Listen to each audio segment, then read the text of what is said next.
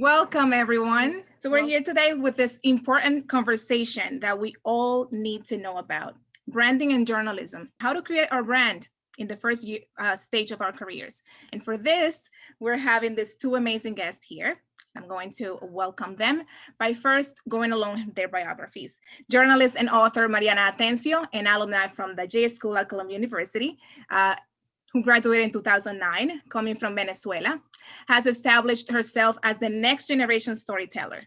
Among her multiple awards are Peabody Award winning journalist, National Association of Hispanic Journalists President's Award, and is described by the Huffington Post as one of the top young voices in American newsrooms. A former anchor and reporter for NBC and Univision, she has appeared on BBC, The Today Show, among other shows, and is currently featured on the award-winning HBO series Habla Now as one of the leaders defining the Latin experience in America. Her first book, Perfectly You, Embracing the Power of Being Real, was an Amazon bestseller for Latino biographies. In 2018, she co-founded Go Like, a production company to craft Latinx content in a positive light, along with her partner and mentor, who's also joining us, award-winning journalist Mirna Couto. Now, who is Mirna? Award-winning journalist Mirna Couto was the executive producer of Crónicas, a docuseries at Univision Network. She is an award-winning, as I said before, producer with over 25 years of broadcast and advertising, from live shows to scripted. Mirna started her career as an on-camera and radio talent in her native Panama in 1987, and later decided to migrate to the US, where she was hired by Sábado Gigante, if you remember that great show that we all, or most of us, grew up with, in 1994, to be primarily responsible for news segments and original content development. From 2000 to 2010, was a senior producer for the news magazine Primer Impacto. And she was in charge of 25 reporters in the US cities and Latin American countries. In 2011, she began an ongoing collaboration with investigative and documentary units at Univision, repeatedly delivering productions with high ratings and outstanding sales results. So welcome both of you, Mariana Atencio and Mirna Couto. Okay, hey everybody. Hola Colombia. Thank you so much for joining us on a Friday afternoon. So, hola mi gente, as I usually say on social media, it had to be my greeting for you guys today. Okay, so we're gonna start with the first name in our panel, branding. And the first question I have to the two of you, and especially to you, Mariana, what does it mean to be a brand in the 21st century? And what is the first step to create one? Thank you so much for the question, Angie. And it actually goes back to my greeting. Hola mi gente is something small, but it's how I greet my community on social media every day. It's actually how I started the NBC Hispanic Heritage Month campaign for all of the affiliates that it went out to. And it's a small example of something that's authentic, that is a wink and speaks to my audience and to my community and lets them know I see you and I got you, and I'm going to continue to push for our stories. To bring that to the larger theme of branding and journalism, I'm sure that the word branding isn't very often heard in the J School. It wasn't certainly when I was going or when I graduated. But in the 21st century, the first thing that I want all of you to understand, because you may be thinking like, I'm not a personal brand. I don't need a personal brand. In the 21st century, everybody's a personal brand. Whether you're a lawyer or a dentist or you have a meal delivery service, you are a personal brand, especially if you are a journalist, if you're a storyteller. How many of you guys, and I want you to raise your hand, how many of you guys have recently, say in the past 3 months or year, Googled yourselves? Okay. I see some hands raised, the majority. That's a good thing, because when I graduated from J School, and I can't believe I'm saying this, but social media was not a thing, okay? I literally graduated and I invested a part of my money in printing out business cards. Now, everything that's out about you online and on social media is your business card. So if you're not crafting that narrative, somebody else is crafting it for you. It takes a human being 7 seconds to label something and make up their mind about something. So the first thing that I want you to know is that you are a personal brand, and B, you need to craft that narrative which exists on social media and online, especially now after the year that we've been through. The move to digital and to virtual has just, it's quickened to the point where it's going to be irreversible. So how do you begin to tap into, as my book is subtitled, the power of being real and crafting a strong personal brand around you, especially in the early stages of your career? I'm going to share my screen with you here because Mirna and I, since we crafted the brand together, Go Like is the name of our production company. Here are our 5 tips to build your brand early. The first thing is know your story. It sounds so simple, but the majority of us, I remember that I spent so much time as a beat reporter at Columbia Journalism School, getting to know my beat, getting to know other people, other stories that I was covering. But one day in the Univision newsroom where we met, and we can tell you more about how that happened, Mirna said, "Do you even know your own story?" And I said, "Pero claro, of course I know my story." And she said, "Have you ever written it down?" And I said, "No." So she said, "Okay, you're home for this weekend. I want you to go home and I want you to sit down and write your whole story on a piece of paper or on the computer." And I thought she was nuts. And then I thought, it's going to take me weeks to do this. Lo and behold, I sat down. It didn't even take me a day, because our stories are not that long. It's not 100 Years of Solitude or The House of the Spirits. You have to know this stuff in order to understand what are the values, the junctures in your life, the things that are important to you, and why you ended up at the J School, to realize and to figure out where you're going to go. So now all of you have homework for this weekend. Know your audience. That's the second point. What community do you want to speak to or cover?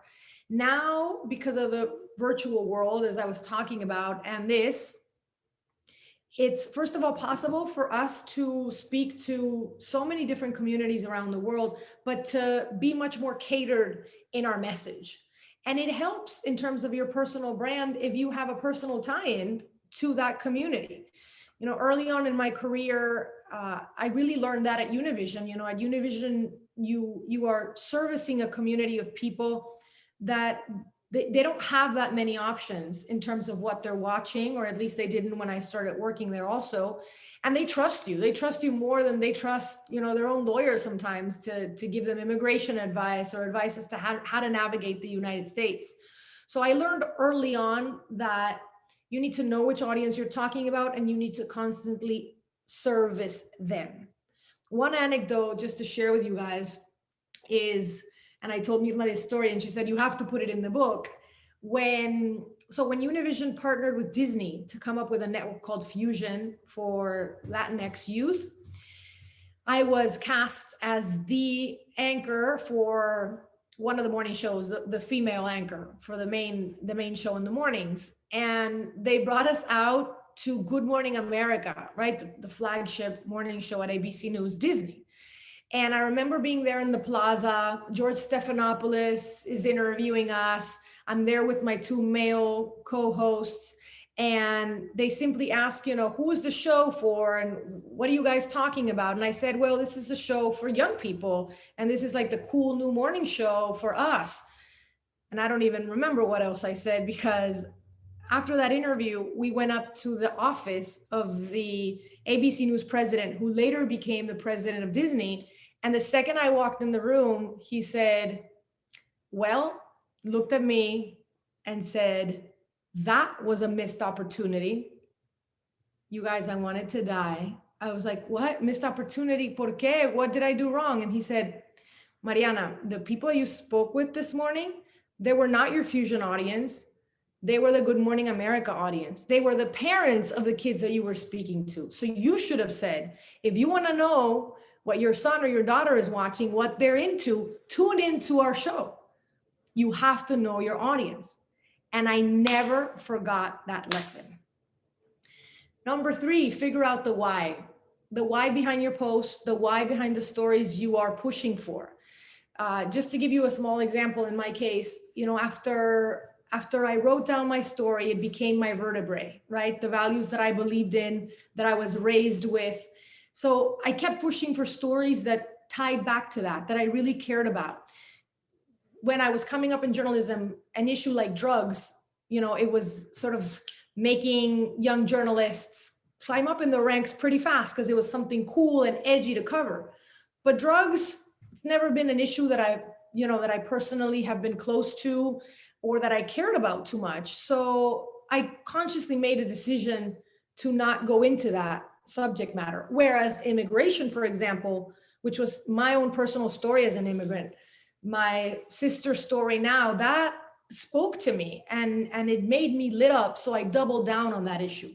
So for the third point, I suggest that everyone start making lists. What are the issues that you care about? What are the ones that make sense with your story, so that throughout your career, you can keep going back to that. And you can also be aware of sort of what issues to kind of, it's not that you're not going to cover them, because you need to be able to cover everything, but you're not going to actively push for them as much as the ones that are very tied to your personal narrative and your brand. 4 is packaging, and sort of everything that goes around that, ethics. Everything that you do is seen con lupa, as we say in Spanish, under the microscope. I was very much benefited by the fact that Mirna is also an advertising major and had advertising experience. So early on, I would just kind of wear whatever. I gesticulated a lot with my hands, or I would post whatever emojis. And she said, everything, Mariana, you have to look at it through an advertising lens, because everything speaks volumes about your work. Sometimes in these big networks, when I remember I used to go to the office of the executives at NBC. Many times they're watching on mute. They have all the screens up there and they're not even listening to what you're saying, but what you're wearing, how you're moving, and then what you're posting, everything needs to be buttoned up and aligned with your brand. And then finally, trial and error. Don't be afraid to try things out. You won't really know kind of what sticks until you post and you see people's feedback and you kind of get a sense of what's getting a good response, what you feel excited to communicate the most. If you don't like it the next day, you can always delete it. Of course, be careful, going back always to what we're taught at J School, journalism ethics before anything else, but try different things.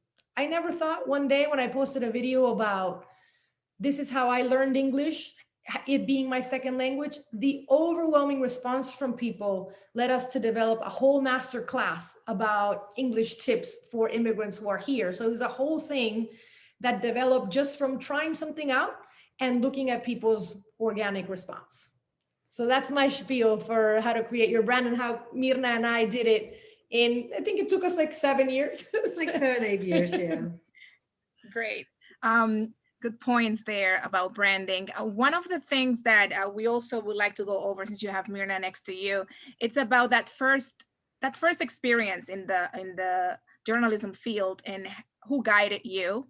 And we're talking about specifically mentorship. How to find that mentor and what is that relationship with that or them? How can they help us in the earliest stage of our careers? So I'll start briefly and then toss it to Mirna.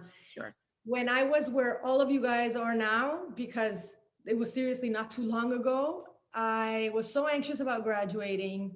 I didn't have a job or an internship lined up at all.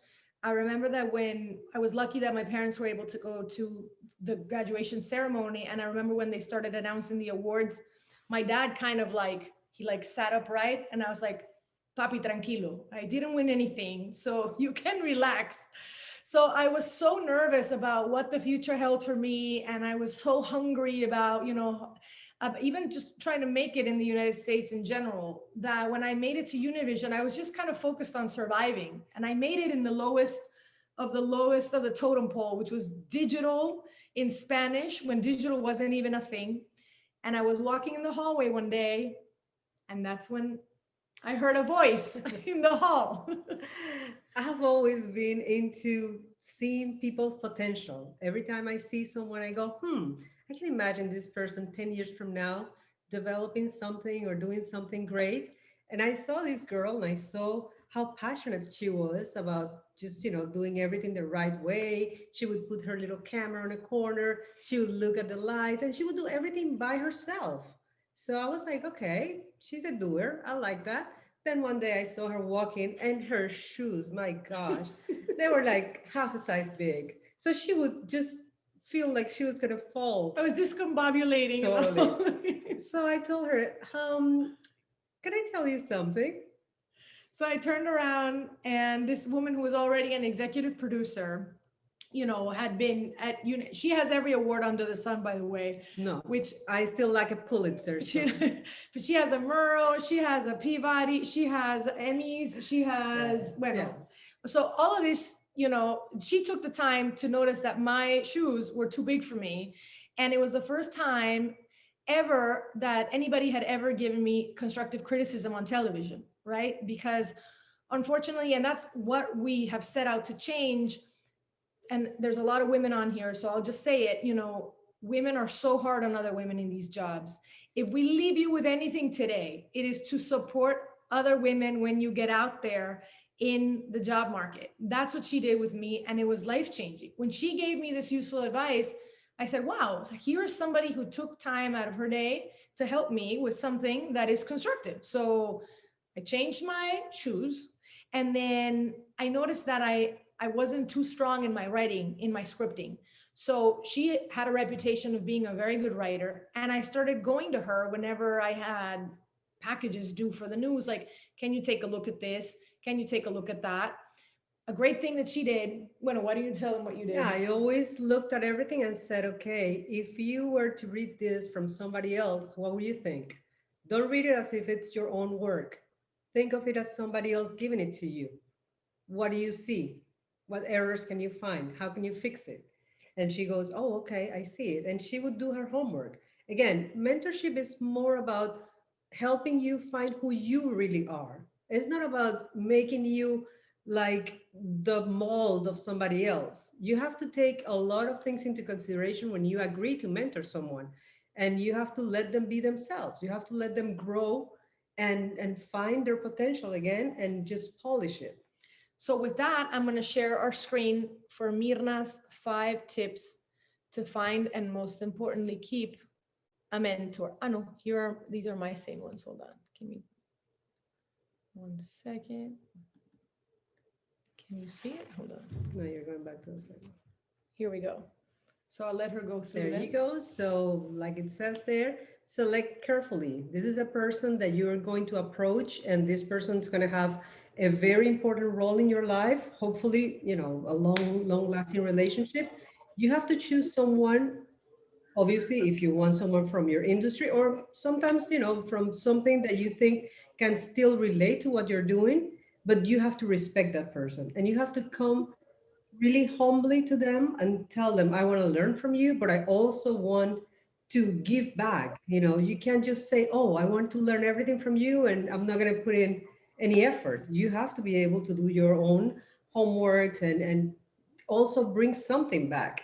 Because if you don't prepare, if you just come and say, oh, I want you to mentor me, I'll be like, okay, what do you want me to do for you? And 9 out of 10 times, people don't know what to say. They just go to the I want you to mentor me stage, and then you're like, what do you want me to help you with?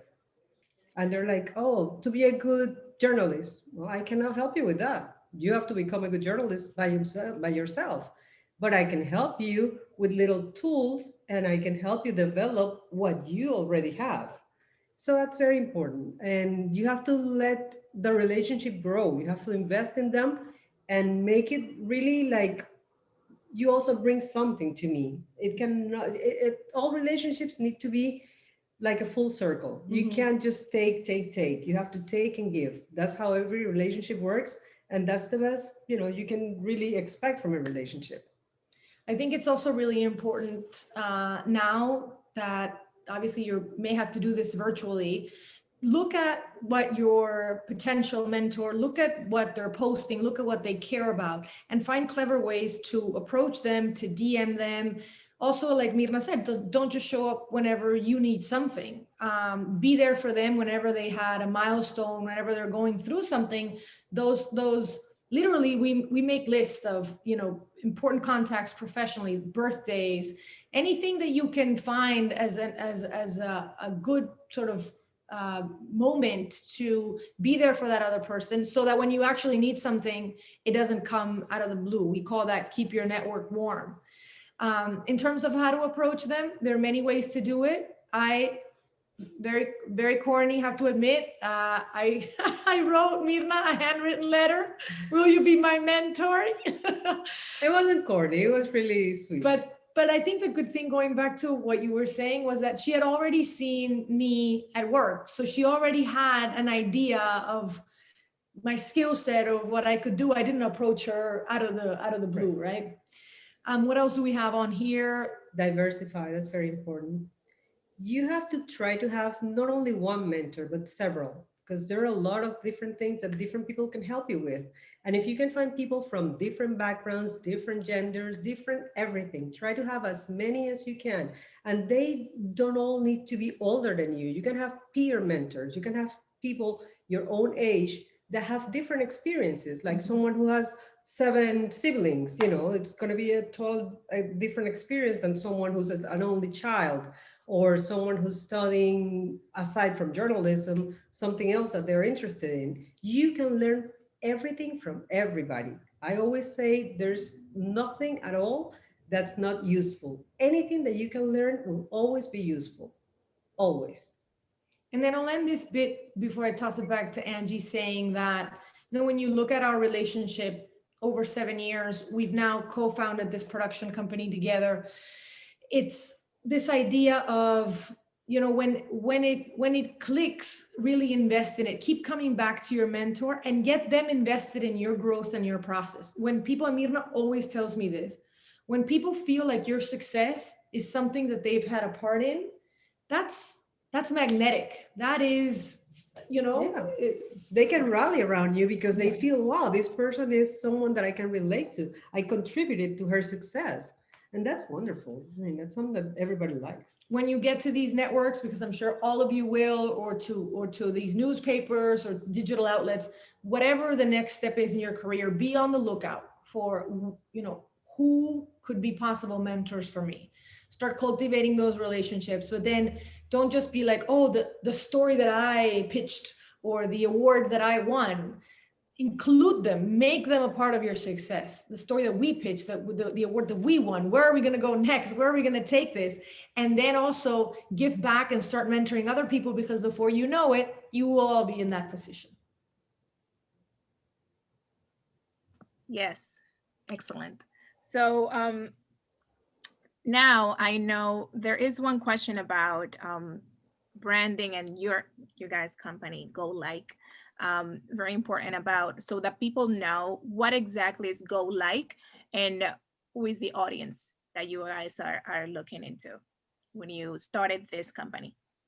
So Go Like is our multimedia production company. We both loved the work that we did at our respective networks, but after I had been on national networks for something like 8 years, Mirna something like 25, even though she doesn't look it.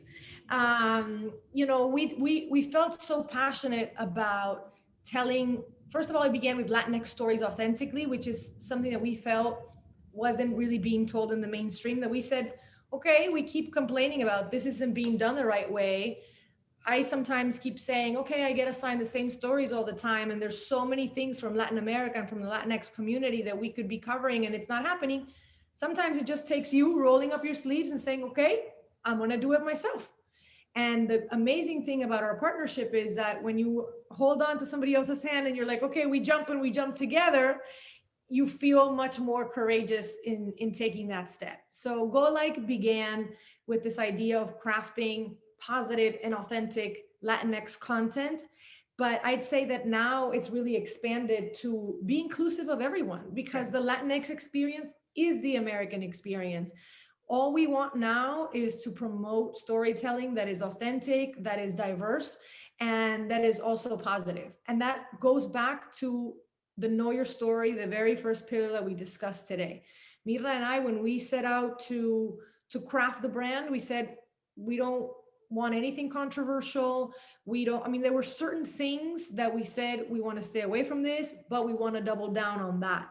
And if you look at the TED talk that I gave, Mirna was already working with me at the time in 2017, that went viral all over the world. It's been seen by something crazy like 14, 16 million. Yeah, 15 million people. In that TED talk, you already see the Go Like logo. You already see themes that and values that we both believe in, like the humanist perspective, like listening to other people's points of view, humanizing other people through storytelling. So the amazing thing, and I didn't have that vision, that's all Mirna right here. The amazing thing about what she's been able to do that we now see with Go Like is have everything be in line with that strong vertebrae that we built together and that she discovered in my story 6-7 years ago.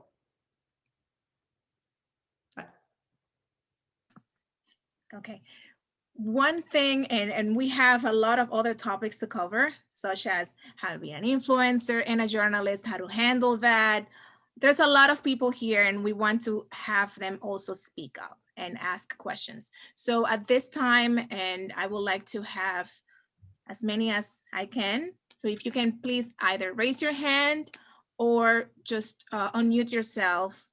Well, first raise your hand so I can ask you to unmute yourself and ask the question. I would love, before we go into questions, or maybe it can be in tandem with your questions, I would love it if you guys shared, obviously, your name and then what you have learned from our brief time together.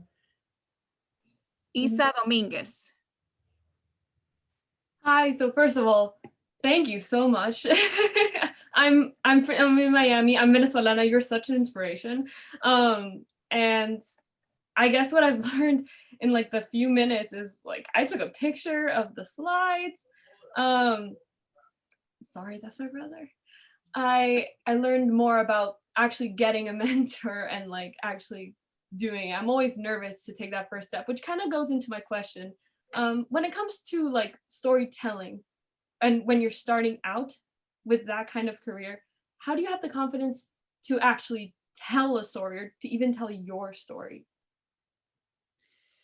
Well, you're not really obviously born with that confidence. I think this is a good moment to also get into imposter syndrome, which I felt the minute that I walked into the classroom at Columbia, everybody seemed to have more experience than I did, or even getting to the first jobs that I had, you always kind of like tend to doubt yourself. Don't think that that's only you. It actually happens with like 70 or 80% of people, and it actually happens most among women and smart women. So this idea of like, is my story worth telling, or how do I even begin to tell a story? The first thing that you have to think about is, my story is worth telling. So the moment that you write it down, start thinking about how with this on social media, you can craft a bio, a LinkedIn profile, weekly or daily content that is about how your story relates to the issues that you care about in America, can empower or help someone, can give somebody visibility. You guys having gone or going to this incredible school that is the Columbia Journalism School, you're already thought leaders. You are all, I guarantee it, you are all set to become successes and leaders within the industry, within storytelling, within journalism. So get comfortable telling your story, and you have an amazing little laboratory with social media and YouTube. Whatever your social media of choice is, pick the one where you feel most comfortable and start experimenting in telling that story. Isa, the fact that you're a Venezolana, that, you know, I don't know when you came here, how you came here, what your family story is, but it's in the news all the time, right? People want to know what you're going through, what your brother's going through, where you guys are living, or how your relatives are doing. Entonces, nada, try to look at what's out there in the news and be like, I can do this better. I can actually contribute to this conversation. And just by being yourself and telling that story over and over again, you are giving other people, other Latinx, other Venezolanos, other immigrants visibility as well. Thank you, Isa, for your question. Catalina Mejia. Hi, everyone. Thank you, Maria, for your time. I'm actually Colombiana, so Latina también. And I wanted to ask, relating to your book, the whole idea of being real and being authentic to who you are and kind of translating that into everything that you do. How do you continue to balance that? But specifically, when you did work for the networks and you were a journalist that's supposed to stand by not being biased, how did you balance being neutral in certain situations while also representing your identity and everyone who identifies with whatever they have in common with you as well? Una colombiana. Hola, Catalina. Pleasure to meet you. Great question. I have the book here, Perfectly You. Very proud that I wrote it in Spanish as well, which was like writing a whole nother book because it's not like a Google Translate or anything. And it's longer, much longer. 70 pages longer. So anyway, the idea of being who you are, being uniquely you, and also kind of like not showing bias. In the TEDx talk, I said a phrase that has really stuck with me, which is, objectivity and compassion go hand in hand. And likewise, I would say that objectivity and authenticity go hand in hand as well. Just because you're showing who you really are, tapping into the power of being real and saying like, I'm Catalina, I'm Colombiana, this is my family story, this is my unique lens, doesn't mean that you can't objectively cover a community. I think on the contrary, more and more people are looking for that unique lens. At Go Like now, besides we're writing another book, besides social media campaigns, and we can get into that, motivational speaking, but also the kinds of TV productions that we're pitching and that we're in talks over. I think 99.9% of the time, the first thing they ask you when you get into a room with someone who's going to pitch to Netflix, or when you get into a room with somebody like, a big network, they're always going to ask, what is your unique lens? Why should the viewer spend time with you and not somebody else? Nowadays, people are getting bombarded with tweets and notifications as to breaking news and all the time. So your story and your unique lens is actually your strongest asset in terms of how you approach a story. The most important thing that I would say, Catalina, is just be super transparent about it. I want to talk a little bit about bias because we all have biases. It's impossible not to. The way we were raised, there's a bunch of things that we grew up with that give us biases. I think the best way is to find someone from that community that you're going to cover and try to learn from them. Mm-hmm. Don't try to translate whatever is happening into your view or your lens, even though your lens is going to be finally the one that's going to, have the scope. You need to go to the people of that community. The same way when we see a commercial that goes, oh, all Latin people look alike, all Latin people are Mexican. Obviously I love Mexico and Mexicans, but we're not all Mexicans. It's important to listen to what the other communities have as their view, their problems. It's so different the way we see it from our perspective. Go to their perspective. That's a great point. And actually a good example of that is one of the toughest stories that I had to cover early on in my career as a recent immigrant to America was Ferguson, Missouri, and the shooting death of Michael Brown. And I'd never realized that could happen in the United States of America in this day and age.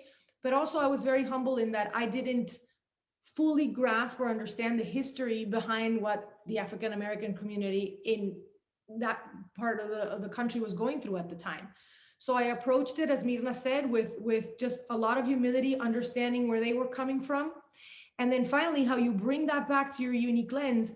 I remember I wrote an op-ed, which was one of my first sort of original pieces of writing, saying, and it began by saying, the smell of tear gas in Caracas and Ferguson smells the same, right? So I brought it back to my experience, but also looking, as Mirna said, as to what this other community was going through and what I could learn from them.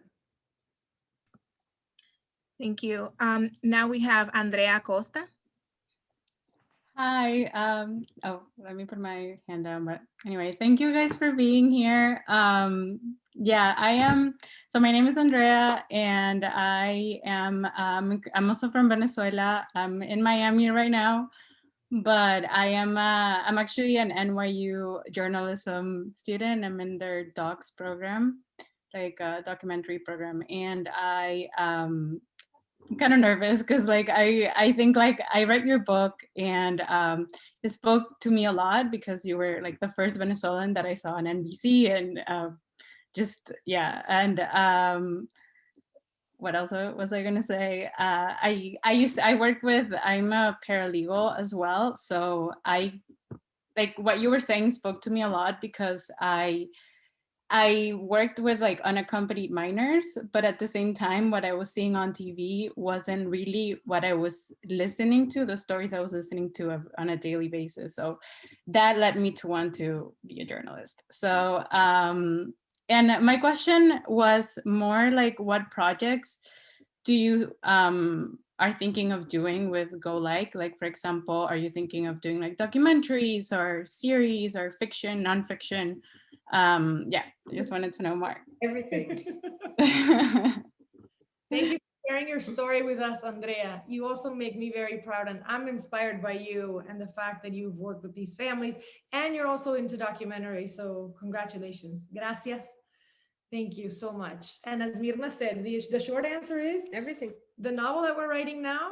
And I say we because I think at this point we think with one brain. So I write, Mirna's my editor, we bounce stuff back all the time. And it's one of these amazing relationships that I wish all of you guys to have in your lives, especially if it's women supporting women. It's incredibly powerful. She's taught me that there are no limits to what I can dream, to what I can set out to do. This idea of like, and as women, you're gonna get it at one point or another. Like, ¿esta quién se cree? Like, who does she think she is? Now she wants to go into documentaries, or now she wants to like write a book. She's only this age or that age. Throw all of that out the window and just chart your own path. And as long as you do things ethically, as the way we're taught J school, and they're true to your heart, those lines are getting more and more blurred in terms of being multi-passionate and multilingual, and really following your true voice. Thank you. Now I have Daniela. Hi. I just wanted to thank you guys for this time. I'm actually not in the journalism school. I just saw your post on Instagram. I follow you on Instagram, Mariana, and you inspire me so much. I learned a lot actually from this conference. I'm still trying to figure out what I want to do in regards of school, so of my future. So I think this was very helpful. I learned so much from this, this short time, this small amount of time. Thank you so much. And you as well, Mirna. Learn. Thank you. Thank you, Daniela, for coming. Oh, what did I learn? Okay, I learned that that I should really think about I was really open, like it was an eye opener, that I should think about my story. I'm actually American, and my family is from Venezuela and Colombia. So I sort of can relate. So I really like that. And also making myself a brand is important to me. I really enjoyed that part as well. Great. Thank you. I don't want to miss, so there's a question that was in the chat by Camila Shari. Are there any job or internship opportunities at Go Like? We would love to get your resume, and we would love to consider you for an opportunity. Absolutely. I'm going to drop in my email here. Hold on. Mariana.com. Here we go. Reach out to us. Yes. And a member of our chapter would like to ask a question about being an influencer and a journalist. And I want to have the floor to Danielle, please. Hi, thank you so much for being here. My question is about developing and promoting a personal brand. And how does one do that as a journalist, as opposed to as another type of public figure like an influencer? Does that look different for a journalist? Thank you so much, Danielle, for your question. I think that, so as I said, from the time that I graduated journalism school to now, things have changed so much in terms of social media. And that's the world that you guys are going to be out and about in when you step out into the workforce. So I think it's the first thing is it's incredibly important to know, I guess, the values that you stand for. That's why it's very important to know your personal story, where that line is that you're not willing to cross. If, for example, your plan is to be hired by a traditional news network, newspaper, etc., then don't explore the influencer route in terms of getting endorsements or getting paid or things like that. I mean, that's going to hinder your possibility of working at a network. But should you be an influencer and a journalist and a storyteller as well? I think nowadays you need to have influence, because this is where everybody is having important conversations. So how can you leverage the community that you will be building and growing on your social media, and your influence there, their influence over you, the conversations that you're having, and make the news organizations where you work see that as a positive. I think that's the key. When I was at NBC, was telling them, I know what my community is concerned about. I know how to leverage this new form of storytelling. See that as additional eyeballs that I'm bringing to the network. And then when I decided to go the route of, okay, I want to diversify, I want to do speaking engagements and do social media campaigns, you're realizing, okay, you're going to get paid for that, but there's also lines that you're not willing to cross in terms of, is the brand aligned with our values? Is it promoting Latinx visibility? Is it ethical? Is the product something that we actually love and that we actually use? And then even when you tell that story, or when I get on stage in front of thousands of people, what I talk about has to be authentic to my story and to me being a journalist with a capital J before anything else. Did I miss anything? No, but I think it's important for all of us to understand that if you want to make money, let's put it that way, you will have to compromise. You're not going to be able to, like Mariana said, have the 9 p.m. News show and then, be a Pantene spokesperson. Mhm. That's not going to happen. But if you're in a morning show, yes, you can be a Pantene spokesperson. It all depends. And I think, and that's also changing. We also spoke about this with Angie prior to the class today. If you see some of the hosts on primetime television and some of the cable networks, they're allowed to be contributors. They're allowed to get paid for speaking gigs. Some of them are allowed to give a speech at the Republican National Convention, for example. But then the daytime talent that is sort of just doing the bread and butter reporting can't. So there are all these like unwritten rules, but I think a lot of that is changing. So the most important thing is for you to be comfortable with whatever it is you're doing, for it to be authentic to who you are.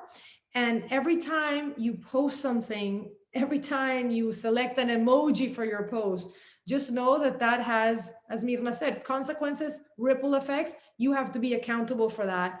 But never let anybody tell you that influence or having a community, because it's not about followers, it's about having a community, is something that doesn't go hand in hand with storytelling.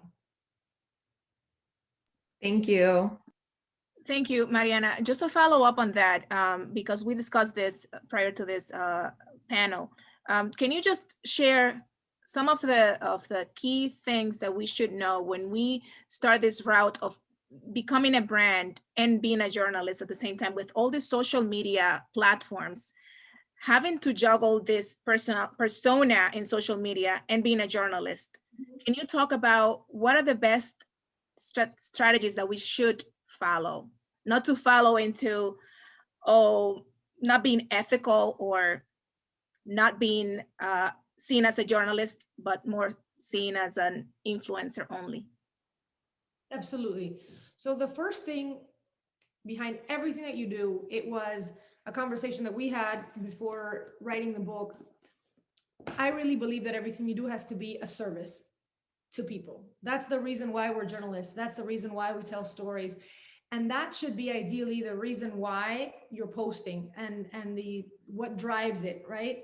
So every time you post something, even if it's just showcasing your personality, who you are, how can this be a service to someone who doesn't see themselves seen in media, or who, you know, is concerned about this issue just like I am, but it's not really being discussed in the media the way that I would like to see it discussed. So think of everything you do as a service, number one.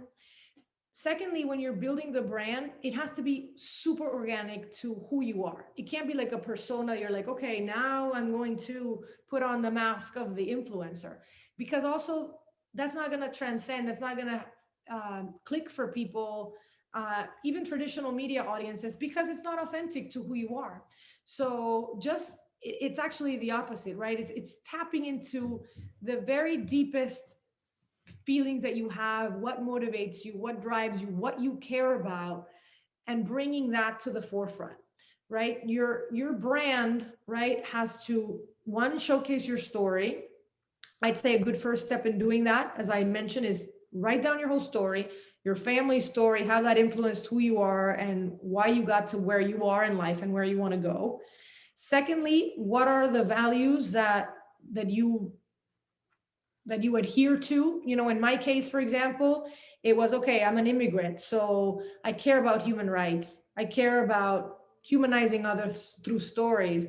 I care about women's empowerment because, you know, that's what I want to devote some of my time to. I care about Venezuela because I'm Venezolana. So those are the issues that, as a brand, I'm going to constantly keep an eye on. I'm going to tweet about. It's not a question about just putting content for the sake of putting content out there. It's putting content that really makes sense to your brand and to who you are. And that's how you start developing a community around like-minded issues, if you will, or you are going to be seen as a reference by other communities. Ahí está. This is the girl that knows about immigration firsthand. She's lived it. She's covered it. Let's go to her for the information, or for an expert bite, or to develop the story. Get to know your story, build it onto your social media, put it in your social media bio, start building confidence around it, put it in your LinkedIn profile, put it in your resume, mention it to interviewers and network executives when you get those first couple of important interviews. What are your values? And then what are the topics that you care about the most? And then I would say, once you have all of that figured out, and that's going to take time and it's going to come organically, pick a couple of social media platforms. You don't have to be active on all of them. You know, I decided, for example, that Instagram is one that is very natural to me. I started doing TikTok and it kind of, my brand took off there.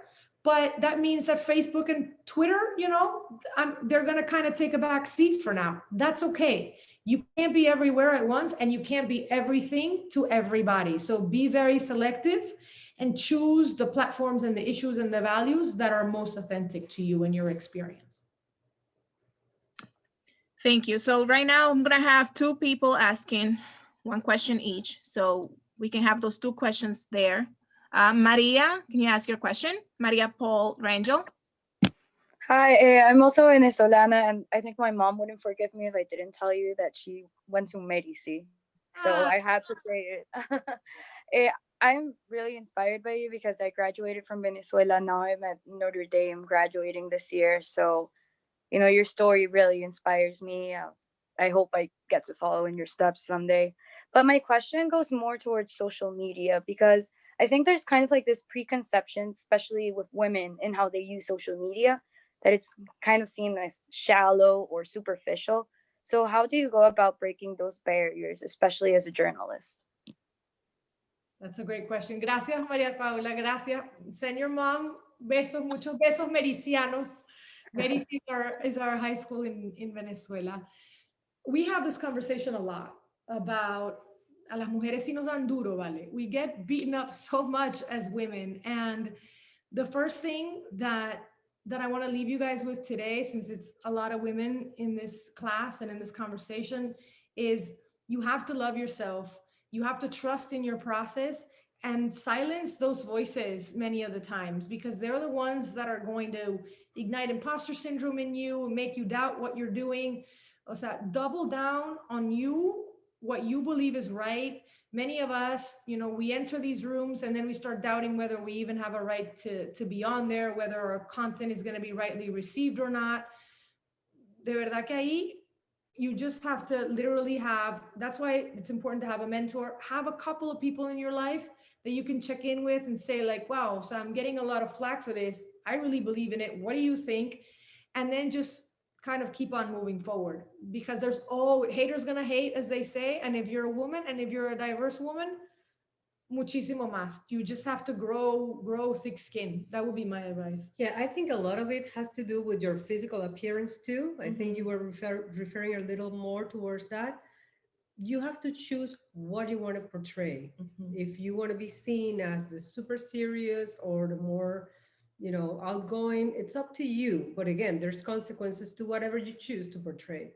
If you want to be perceived as someone who's always on time, then do stuff at 6 a.m. and say, yes, I'm here at 6 a.m. doing so and so, like Mariana does. And, it all depends on what you want to show about yourself, because we are not black or white. There's a bunch of grays in all our personalities. So choose how comfortable you are going from the white to the grays that you like. And don't be afraid. That's I think whatever you choose, trust your process and trust that you've made the right decision, because ideally it's the one that is most authentic to who you are. Okay, so because of the time right now, I just want to have 2 questions. So I'm going to have Veronica and Laura ask their questions. Right after that, you guys answer, and then I'll go along that way. We have 5 hands raised. So let's start with Laura. Ask your question. Hi, Mariana. Nice to meet you. First of all, I really admire you and your work and how you promote all these healthy and well-being benefits that you're doing right now. So thank you for that. I'm also from Venezuela. I'm an industrial engineer living in Panama, and I work in the supply chain area.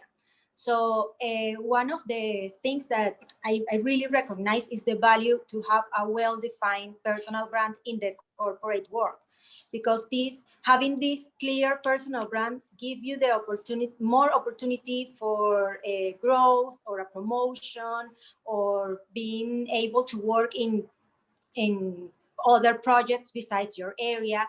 And I wanted to know if in GoLike you have like the service to coach in developing this personal brand, like the elevator speech, how the elements, or maybe helping in defining this personal brand that it's very important. I have like a year working on it, but I feel like I need to work more or be more strategical in this definition. Thank you. Gracias, Laura. Thank you for your question.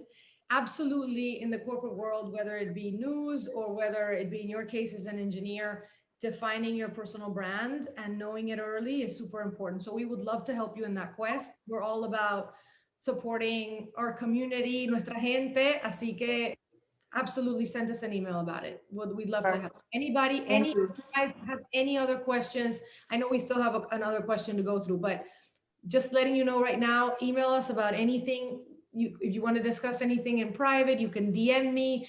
Just tell me you were a part of the Columbia Journalism class today, and we'll prioritize responding to that message.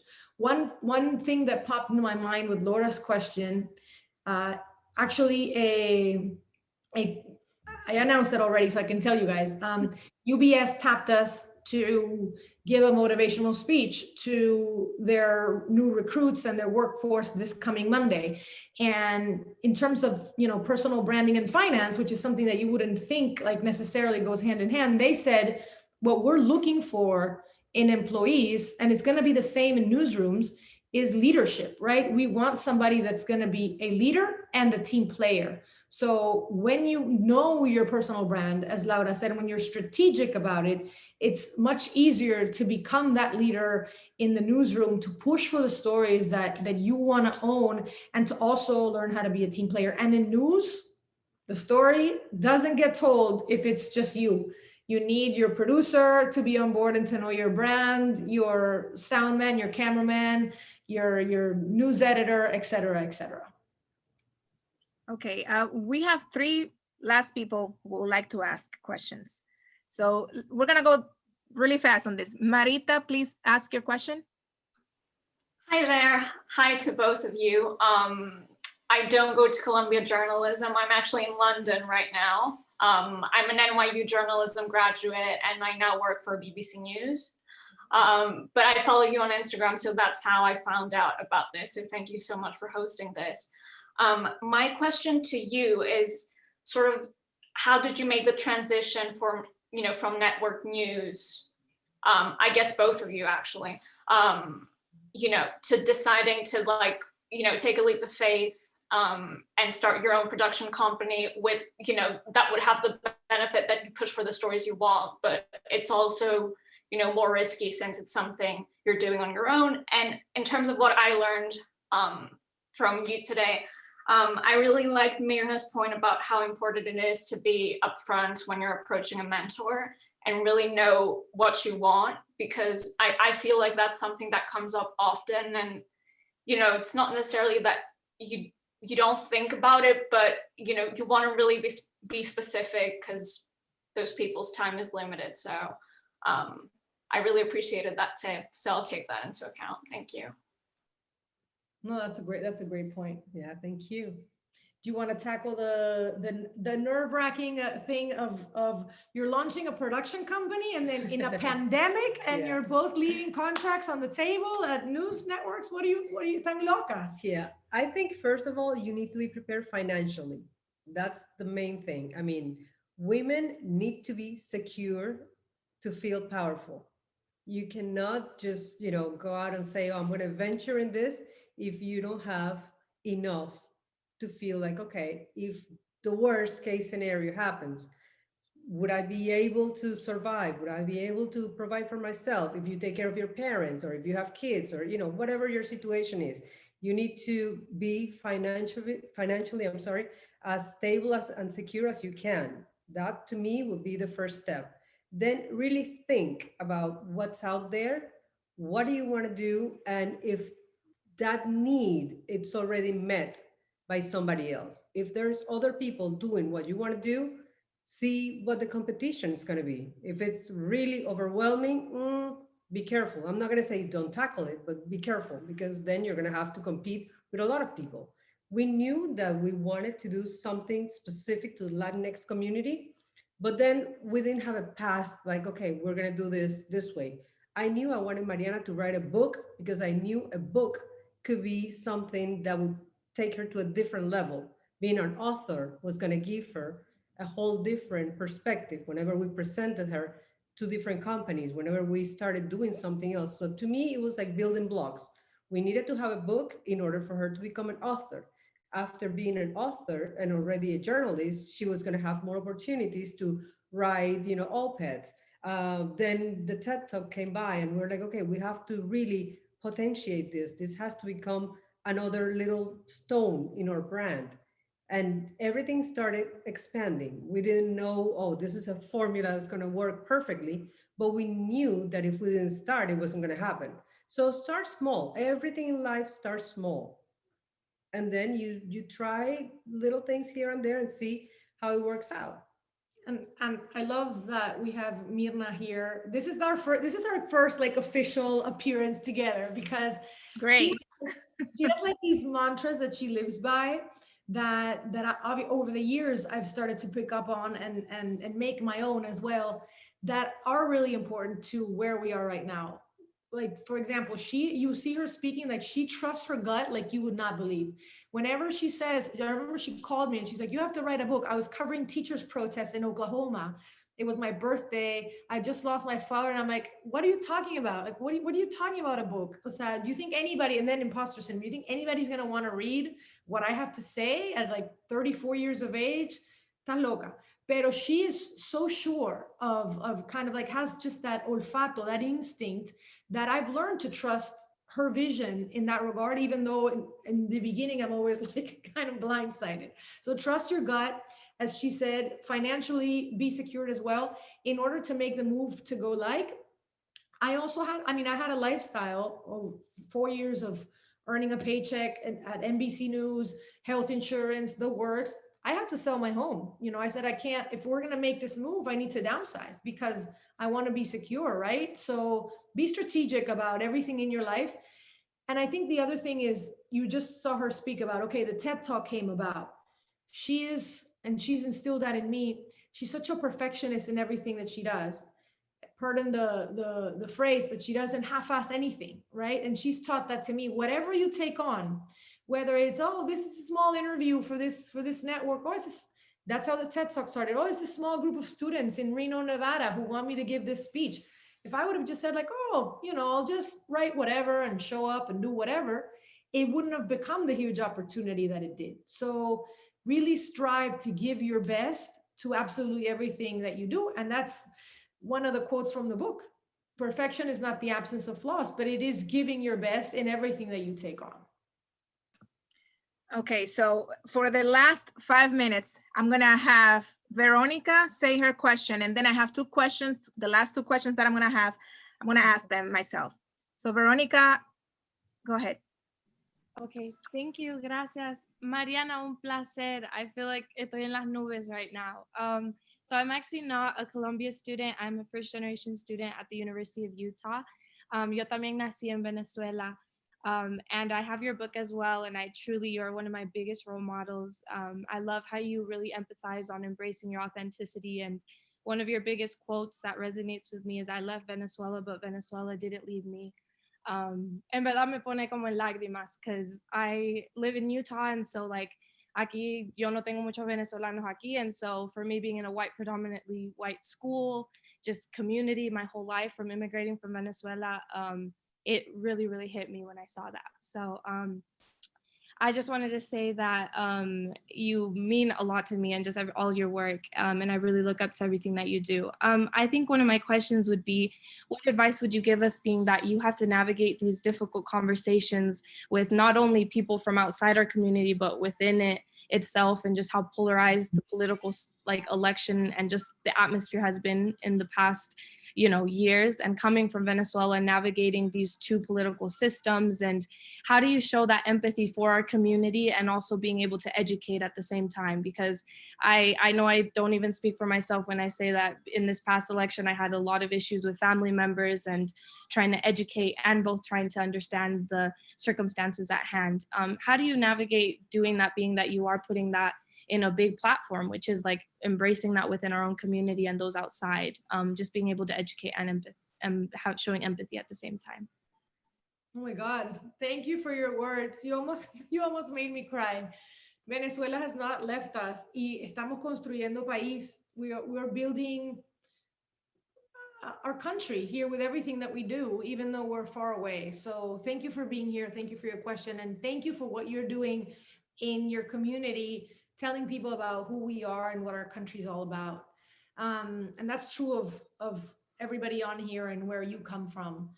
I think one of the hardest things for me, and Mirna and I talk about it all the time, is the polarization, right? Venezuelans that have come here with polarization and that divisiveness in their suitcases.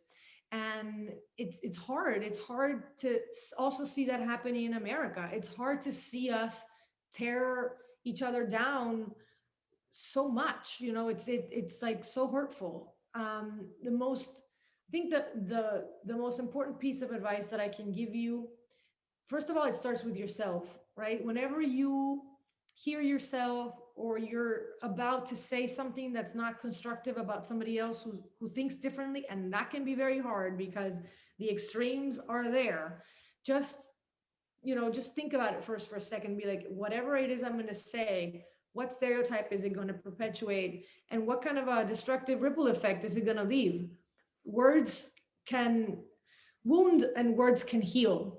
And as storytellers, especially as thought leaders, because all of us, members of the Columbia J School community and our guests today, I mean, you guys are all at a level where you are thought leaders within your community. So lead by example.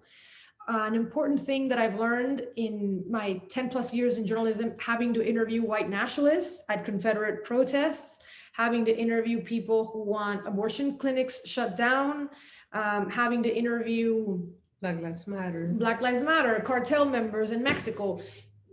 That's a human being that you're talking to. They at least deserve the benefit of the conversation and the interview. As journalists, as storytellers, and as human beings, you have to be able to talk to anybody, look at a person in the eye and try to see the humanity that's there. That's the only way, is being mindful of your words, trying to build bridges with other people and trying to have conversations, even though you're like, heck no, so this person thinks so differently than I do, but try to see where they're coming from and find their humanity. And then thirdly, I would say, use your platforms to build bridges. All of us on here, you know, you have the capability of going online, putting a message out there. Let's generate positive ripple effects instead of negative ripple effects. And then I think also try to separate the issue from the person. You know, when you talk about an issue, you can find a moment where that person is going to say, okay, I agree or disagree with you. But if you personalize it and you say you are, and you said, and you know, just go, okay, you believe that people are better because they're white. Why do you believe that? What makes you believe that just the color of your skin makes you superior? Instead of saying, oh, you are a white nationalist, you are such and such. Okay, so to finally have, because unfortunately we have to end the panel, I have these two questions, very important. And one is from Raquel. Give me 1 second. She says, Mariana, you always talk about the imposter syndrome. How did you overcome that? I still haven't overcome it, Raquel. I still experience imposter syndrome. As I said, almost everybody in this class has or will. An important thing for me is, I'll give you 2 tricks that I've talked about on social media. I feel imposter syndrome the most when I walk into a room, or virtually now, where I'm like, oh, everybody else is more experienced. Everybody else, you know, has things that I don't. But it's thinking about and repeating this mantra to yourself. I belong to every room I enter. You made it there based on your merits. So don't sabotage yourself into thinking that you don't belong in that room, because everybody else is thinking about how to get the conversation ahead, how to get what they want from the conversation. And if you're putting yourself all the way in the back thinking you don't even deserve to be there, you're losing precious, valuable time. So whenever that happens to me, I take a quick minute, I go to the bathroom, and I look at myself in the mirror and I say, you belong to every room you enter. You earn the right to enter this room. And now just go and do whatever you set out to do. I even have recordings of myself on my phone saying that, because that's like my little prayer, my battle cry. And then the other piece of advice for dealing with imposter syndrome is make a list of your accomplishments. You know, how many hours of work did you put in? Your academic credentials, your extra classes at the journalism school, stories that you've told, communities that you have on social media, what teachers have said about you. Because oftentimes when imposter syndrome happens, it's like you draw a blank and you forget everything that you've worked so hard to achieve. So have those written down somewhere and almost as bullet points in your mind, and be like, oh, es verdad, you know, I have a degree from the Columbia Journalism School. I went to Elena Cabral's class. I have, you know, produced a documentary about X topic. I have generated this much revenue in my news magazine where I worked, et cetera, et cetera. Have those things handy so that, especially if you do get the, who do you think you are, or what is it that you bring to the table, you can almost say that quickly as an elevator pitch. Last but not least, Maria Fernanda. she's asking about social media, because you said, Mariana, that you didn't, social media wasn't a thing back when you graduated. Many of us have had social media profiles for years before starting our careers. So we're mingling between personal content and professional ones. In a time where cancel culture is prevalent and where there is so much destructive criticism, what advice can they give? Can you give, both of you? So you'll see it in my accounts as well.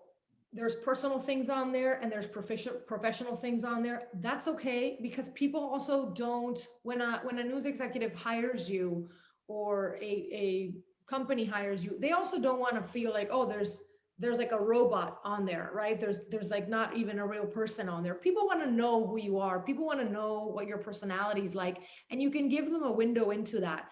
Just be aware and be accountable. Everything that you post is going to stay on there forever. So just make sure that it's something that is authentic to you and that you feel comfortable with. I'm also a firm believer, and Mirna has taught me this as well, in showing growth. It's okay to show your photos of when you didn't dress up like so polished and when, you were carrying your tripod around. All of that is on my social media.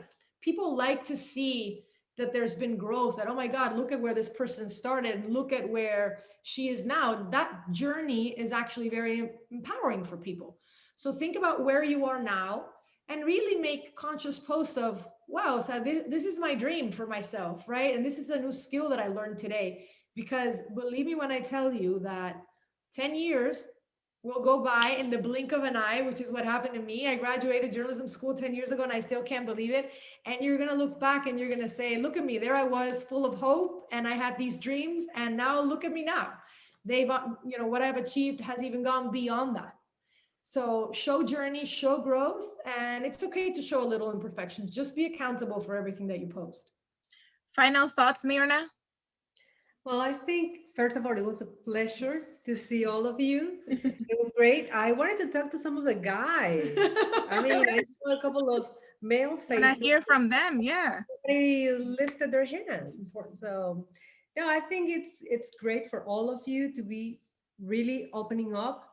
These conversations need to be normalized. I mean, women are so, like we were saying at the beginning, critical of each other. We need to stop.